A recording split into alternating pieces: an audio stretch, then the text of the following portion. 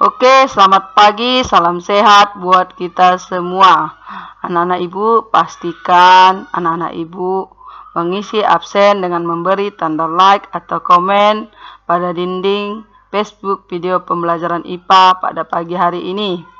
Suatu kebanggaan dan penuh rasa syukur kita panjatkan kepada Tuhan kalau pada pagi hari ini kita masih diberi kesempatan untuk mengikuti pembelajaran daring kita. Oleh sebab itu, kita bersyukur kepada Tuhan dengan memulai pembelajaran ini dengan berdoa. Kita bersatu dalam doa. Tuhan, kami bersyukur buat penyertaan Tuhan dalam setiap kehidupan kami. Tuhan anugerahkan kami kesehatan dan kesempatan sehingga kami boleh mengikuti pembelajaran daring kami pada pagi hari ini. Pembelajaran ini akan segera dimulai, biar Tuhan yang memberkati pembelajaran kami ini dari awal, pertengahan hingga akhirnya nanti, sehingga anak-anak didik kami boleh mengerti dan memahami materi yang disampaikan oleh Bapak Ibu Guru. Terima kasih Tuhan, kami berdoa. Amin. Anak-anak Ibu, tetap fokus dalam mengikuti pembelajaran ini agar anak-anak Ibu memahami dan mengerti sehingga tujuan pembelajaran kita pada pagi hari ini dapat tercapai.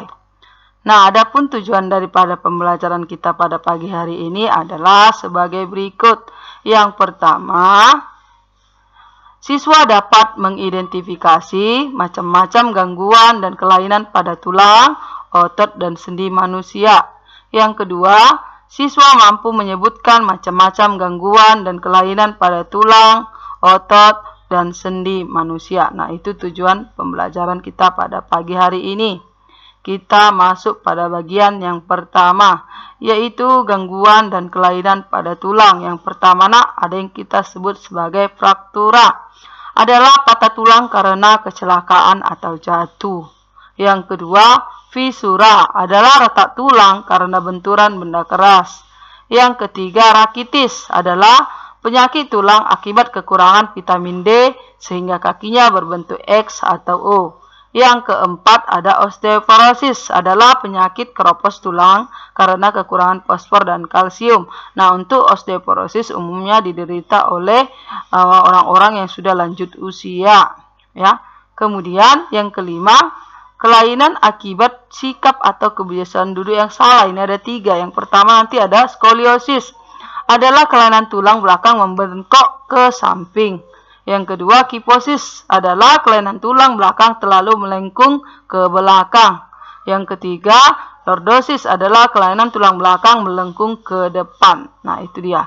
Melengkung atau membengkok itu sama ya, nak ya. Nah, yang mana dia gambarnya? Ini dia. Jadi, tulang kita itu dapat mengalami kelainan atau gangguan apabila sikap kita saat belajar atau duduk itu salah. Ini dia. Kalau kita belajarnya seperti ini terlalu menyamping, bengkok ke samping, ini dia akan menyebabkan skoliosis. Kalau kita terlalu duduk belajar itu terlalu melengkung ke depan akan menyebabkan lordosis. Kalau terlalu melengkung ke belakang itu akan menyebabkan kifosis. Jadi saat belajar duduk yang tegak dan jarak antara meja ke mata kita atau indera penglihatan kita itu jaraknya 30 cm. Nah, itu dia untuk kelainan atau gangguan pada tulang. Nah, kita mau lihat gangguan pada otot. Apa saja gangguan pada otot? Kita lihat yang pertama ada atrofi. Adalah otot mengecil sehingga tidak mampu untuk berkontraksi.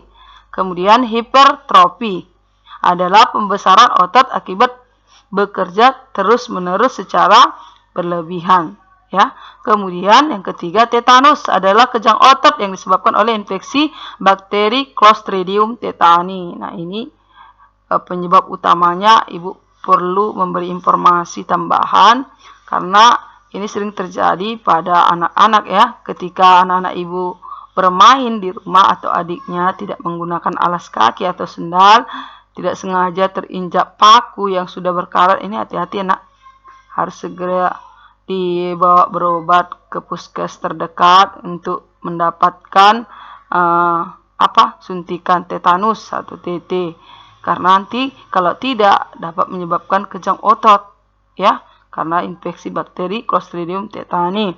Kemudian yang 4, kram otot adalah sakit otot karena terlalu sering digunakan. Kemudian kaku leher atau stiff adalah sakit pada otot leher akibat cedera otot. Ini bisa juga disebabkan apa? Kita tiba-tiba salah gerak loh nak, salah gerak gitu. Ada tiba-tiba bergerak refleks, ini juga ya. Nanti bisa kembali sendiri sakitnya ya. Dengan kusukan atau kusukan sedikit saja pada leher bisa sembuh kalau kaku otot tersebut ya. Kemudian kita masuk pada gangguan yang ketiga, yaitu gangguan pada sendi. Apa saja? Yang pertama ada memar sendi, yaitu penyakit atau gangguan pada sendi akibat sobeknya selaput sendi. Kemudian urai sendi, yaitu gangguan akibat lepasnya ujung tulang dari sendi ya. Kemudian nekrosis, yaitu rusaknya periosteum sehingga sebagian tulang mengering. Ini periosteum ini bagian dari tulang dalam ya nak ya. Kemudian 4, ada artritis, yaitu peradangan yang terjadi pada sendi. Kemudian layu sendi atau layu semu, yaitu sendi tidak bertenaga akibat rusaknya cakra epiphyse ya, tulang anggota gerak. Nah, itu dia gangguan pada sendi. Nah, itu materi kita pada pagi hari ini. Apabila ada pertanyaan, ya Ibu boleh menjawab atau memberikan informasi tambahan.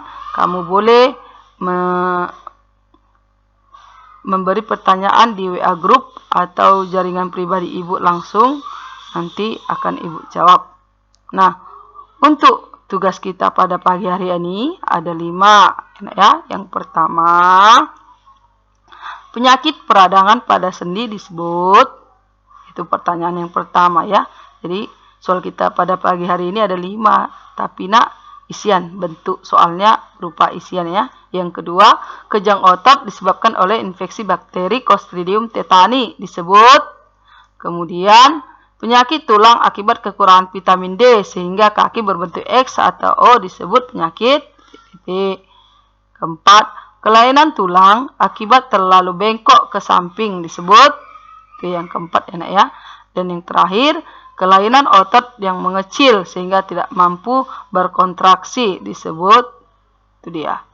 Itu adalah soal kita pada pagi hari ini ya. Nah, sampai bertemu kembali pada pertemuan selanjutnya ya. Jangan lupa kerjakan tugasnya ya nak. Jaga kesehatan, stay home, tetap di rumah aja. Terima kasih. Salam sehat buat kita semua.